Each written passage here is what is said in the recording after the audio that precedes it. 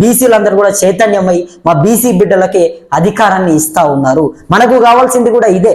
మన వాటా రావాలంటే, మనకు హక్కులు కావాలంటే, మనము అసెంబ్లీలకు పోవాలంటే మనము ఇంకా కూడా మన బీసీ బిడ్డలనే ఇంకా ముందుకు పంపించాలి. మన బీసీ బిడ్డలకే మనము అవకాశం ఇవ్వాలి.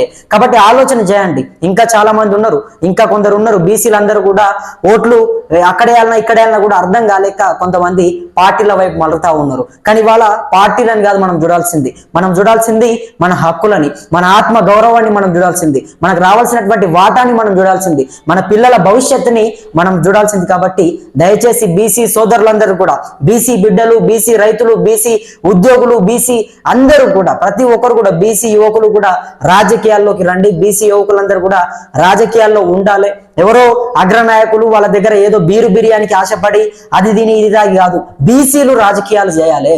బీసీ యువకులు రాజకీయాన్ని శాశ్వసించాలి. అధికారాన్ని వాళ్ళు అనుభవించాలి. ఎందుకంటే మన జనాభా కదా ఉన్నది, మనమే కదా ఎక్కువ ఉన్నది. కాబట్టి మనకు రావాల్సినటువంటి వాటా మనం తెచ్చుకోవాల్సినటువంటి పరిస్థితి తెలంగాణ రాష్ట్రంలో ఇవాళ వచ్చింది. బీసీలందరిలో కూడా ఇవాళ సర్పంచ్ ఎన్నికల్లో వచ్చినటువంటి మార్పులు చూస్తూ ఉంటే, సర్పంచ్ ఎన్నికల్లో వచ్చినటువంటి రిజల్ట్స్ చూస్తూ ఉంటే బీసీల చైతన్యం, బీసీల బలగం, బీసీల బలం అంతా కూడా ఒక్కసారిగా కనబడుతూ ఉంది. వాళ్ళందరూ కూడా ఇవాళ రాష్ట్ర వ్యాప్తంగా కూడా బీసీలని గెలిపించుకున్నటువంటి పరిస్థితి. మన కోసం మన బీసీ వాళ్ళని గెలిపించుకోవాలి, మన హక్కులని మనము సాధించుకోవాలని చెప్పి మనం చాలా రోజుల నుంచి కూడా మాట్లాడుకుంటా ఉన్నాం.